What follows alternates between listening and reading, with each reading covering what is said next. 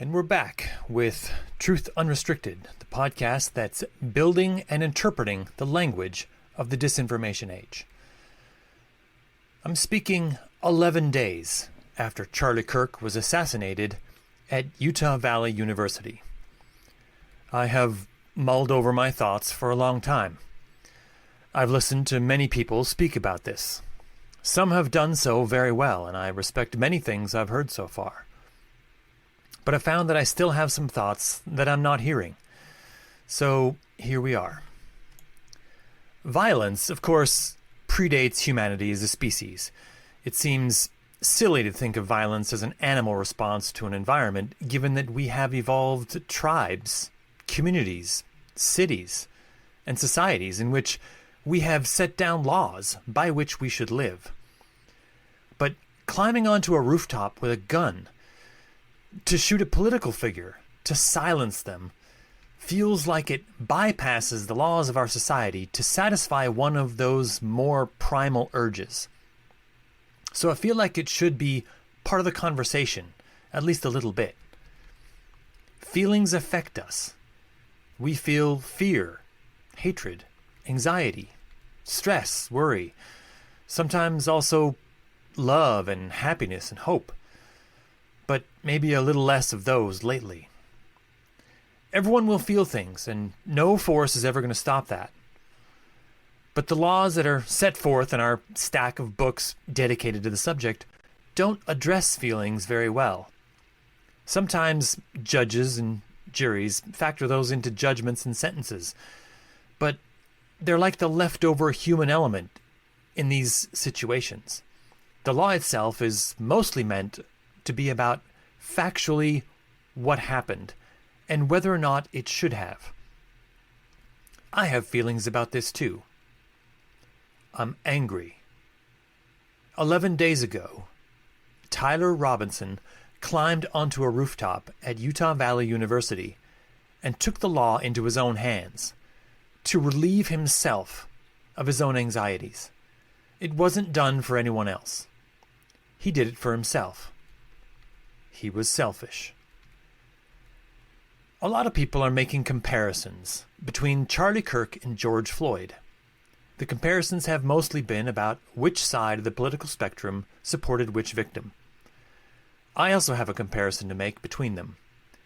Neither should have died on the day on which they did. Both were taken too early because someone in their life had power and decided that having power justified their use of it. That the ability to kill someone was the most important thing, and that the world needed to be reminded of that ability on that day. I had the arguments with people after George Floyd died. The claim was that Floyd was going to overdose, was gonna die anyway. The arguments against this today is exactly what it was then. When Derek Chauvin took George Floyd into custody, Chauvin removed Floyd's ability to care for himself. The word custody means that the person who has it now is now responsible for the life over which they have it. If George Floyd was overdosing, then Derek Chauvin had a responsibility to make an enthusiastic effort to save Floyd's life. And a shin across the neck is not a recognized life-saving technique. Furthermore, George Floyd was being arrested for passing counterfeit currency. The penalty for that is not death. And there's a significant amount of procedure that's mandated for the provision and acceptance of evidence, as well as a chance for self-defense that's meant to occur before Floyd could ever receive a sentence. And all of that procedure was denied him. Charlie Kirk was a racist provocateur. This can and has been played and replayed on clip reels since shortly after he died. The reasons why people put these together is long and complicated. Some do it because they're petty, uncharitable, and angry. Others do it because they refuse to watch a man who organized a campaign of exclusion and division become lionized as a hero and martyr. But whatever the reason, those reels of Charlie Kirk being racist are out there in many forms, so I have no need to review them here. But being a racist provocateur is not a crime. And even if it were, it's unlikely that the penalty for that crime would be death. And even if somehow it was both a crime and carried the death penalty, our society of laws demands a certain amount of procedure before a sentence like that could ever occur. Provision and acceptance of evidence, and a chance for the accused to defend themselves from those charges. Charlie Kirk had none of those. Tyler Robinson, the man who shot Charlie Kirk, was selfish. He took it upon himself to do what he did.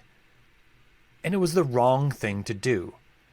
It wasn't a more wrong thing to have done to Charlie Kirk than it was a thing to do to George Floyd. Nor was it a less wrong thing to do. In both cases, a human life was taken by the direct actions and or willful inactions of someone else. To do violence like this is to satisfy yourself, your own sense of injustice, and for merely a moment.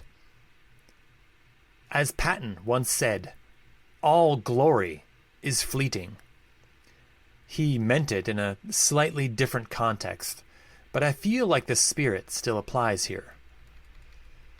Lashing out in violence as a response to the anger you feel inside yourself is weakness, not strength. And by the way, this exact same equation applies to all instances of violence and anger. Using violence against your spouse when you become angry is also weakness. It's a moment in which having the strength to restrain yourself is something that should be given higher social value.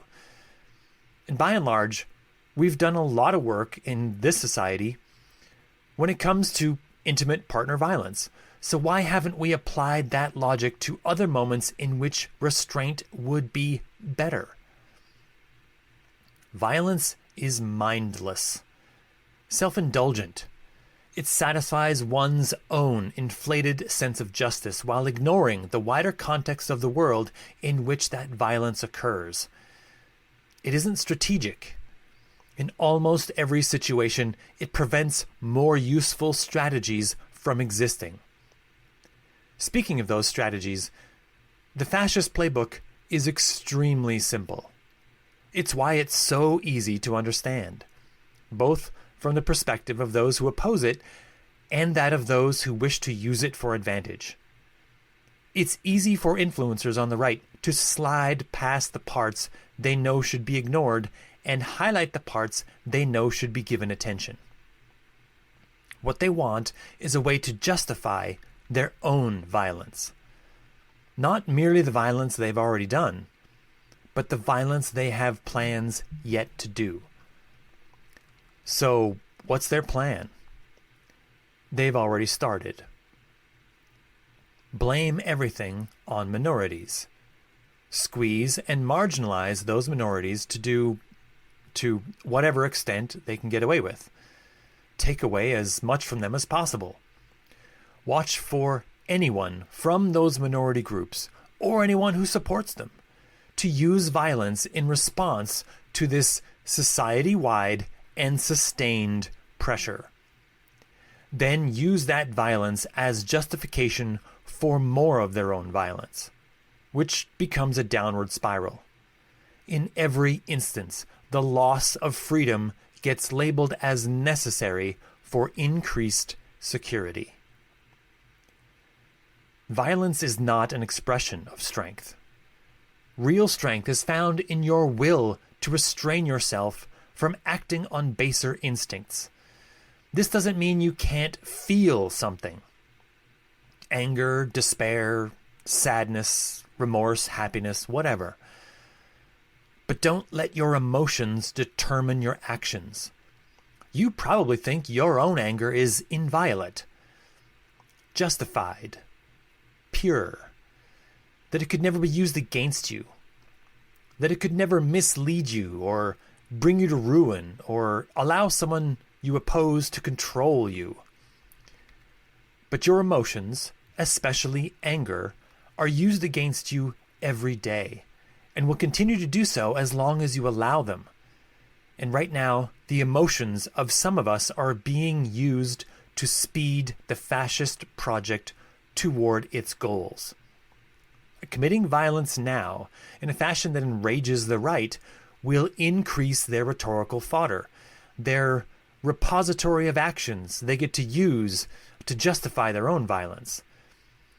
And their violence will have the cold, mechanical organization of the state bureaucracy and infrastructure.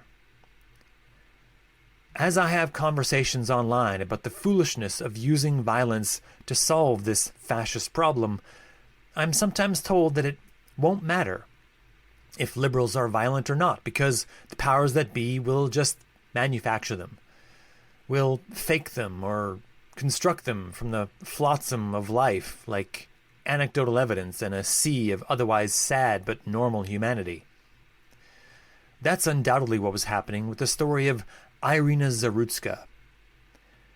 Mentally unstable man attacks and murders young woman in a moment caught on video.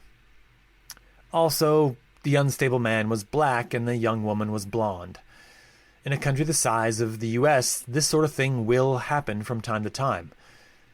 We shouldn't accept it. But we shouldn't create national policy around it either. Maybe this is a call for assistance for people who suffer from poor mental health. Maybe. And while the Trump administration will attempt to use these acts of otherwise random violence to advantage, we should not actively give them more names for their emotional trigger list. In fact, I argue that we should make a concerted effort to prevent these kinds of things from happening. If a larger number of these violent events will bring the fascist kettle to a boil more quickly, then maybe that's not worth doing. We have a word for actions that speed us towards the end. We call it accelerationism. And I want to make that clear. To consciously make actions that will bring the calamity or point of no return sooner is to accelerate to the end. And claiming that the violence committed won't do that is just a denial of the reality we're in now. What has the Trump administration done since the day Charlie Kirk was murdered? Blamed the quote-unquote extreme left for violence. Declared Antifa a terrorist organization. Spent resources at the FBI looking specifically for ways in which Tyler Robinson was connected to left-leaning groups, and finding none. Some people that I've spoken to about this have countered with the idea that I'm only saying this because I'm afraid to be violent, that I'm some secret pacifist or perhaps a coward who won't rise to the occasion should the need arise. Such an argument is constructed to justify violence. It smuggles in the idea that this problem will not be solved without the application of violence. That anyone who advocates against violence is complicit in the rising fascism facing us. After this comes the idea that some fool will eventually get that if this won't be solved without violence, then the next step will be violence. And if they have the opportunity to do the violence, then maybe they'll be failing their society and the future by not committing it. Some person who takes it upon themselves to do something terrible and stupid and destructive. Someone who talks themselves past all the fail-safes in their mind by reminding themselves how many times they saw people discuss the idea that violence will be needed. Maybe some of their favorite social media influencers made offhand comments about how they don't really believe in capital punishment, but if it could be used just one time, and then leaving the rest of that statement as a blank check for some lunatic to write in their own answer. That's something that everyone who attempts to influence others needs to understand. You do influence, even if only in a small way. Sometimes you only influence other people to say similar things as you say, but what knock-on effect does that have down the line? Once you've influenced a few hundred others to all speak in hinting insinuations and proud, chest-thumping ultimatums about what needs to happen next, what impact and weight does that have? And if you put violent rhetoric out into the world and someone, anyone, picks it up as a justification for doing whatever they think can and should be done, you don't get to choose what shape that violence takes. Unless you're being explicit about what level of violence you think should or shouldn't happen, you no longer get to say anything about the shape or magnitude of someone else's actions. If someone watches you give open-ended comments and subsequently brings the violence that you spoke into existence, then you helped that to occur. And if you claim afterwards that you were just bandying about words and engaging online, just like everybody else, then what are you even doing on social media? Ask yourself a question. Do you want to influence people's decisions? Do you look at your follower count and wish the number was larger? If so, why? And if you have come to terms with the fact that you're there to try to push in some direction, which direction is that? What do you put into the world, and which way does that push? What outcome would be had if more people listened to what you had to say? Before you post something that includes an encouragement of violence, do you justify it by telling yourself that it's okay because no one is really listening to you? Compare that directly with the idea that you might enjoy having more people listen. And tell me how those two ideas match in your mind. I've said a few times now that Tyler Robinson was selfish. He took the law into his own hands. He looked at the world, and he looked at his own capabilities, and thought that his ability to kill itself was a justification for doing so. This is might makes right. We don't accept that with nations invading other sovereign nations. And we shouldn't accept it from individuals.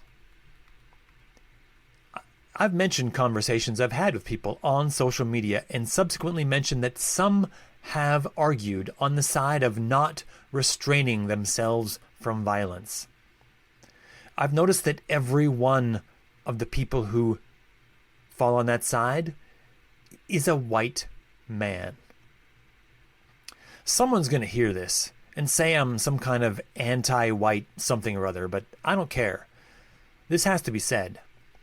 In the calculation of how the fascists will use violence as justification for more violence of their own, the state reprisals will not be evenly distributed across the population, as they haven't been thus far. As I said previously, it's minority groups that are suffering the most fear and anxiety at what has been happening. ICE agents being encouraged to be indiscriminate in their zeal to deport ever larger numbers. Trans people being targeted and scrutinized and harried from the public eye. Now homeless people being shot in the streets. Take this equation on board.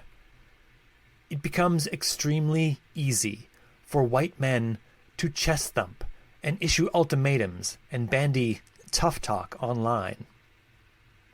Easy. Because if the situation gets worse, by and large, it won't be getting worse for white men. There's a line from that classic movie, Dazed and Confused, where two guys are beaking off to each other. and one says, "Don't let your mouth write a check that your ass can't cash." In this situation, it's the white men whose violent words and deeds are writing checks. And they have very few worries at all because it won't be their asses that will have to cash those checks.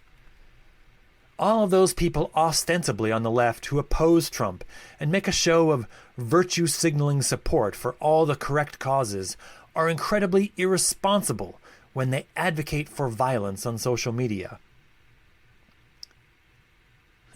To say that they care what happens to minorities is to ignore the fact that violence now will have a direct and measurable increase in awfulness for all of those same minorities they claim to support. I mean, maybe they haven't thought that far ahead, but that's even more reason for them to shut the fuck up. Use some restraint. How many white men are out there right now suffering from main character syndrome and thinking about how the world is a damsel in distress and it's their fantasy to be the one to save her from the fascist bullies? More than allows me to comfortably sleep at night. This is the most entitled demographic, perhaps in history, and they're blanching at the notion that their manhoods might take a hit if they refrain from punching back. But I have a question for those white men. You give a list of things you would sacrifice to end the fascist threat. But are you willing to sacrifice some part of your manhood by declining violence when your dignity is offended? What we have is a group of mostly white men on the political right who think they're entitled to inherit the earth, and the quote-unquote other people are just in their way.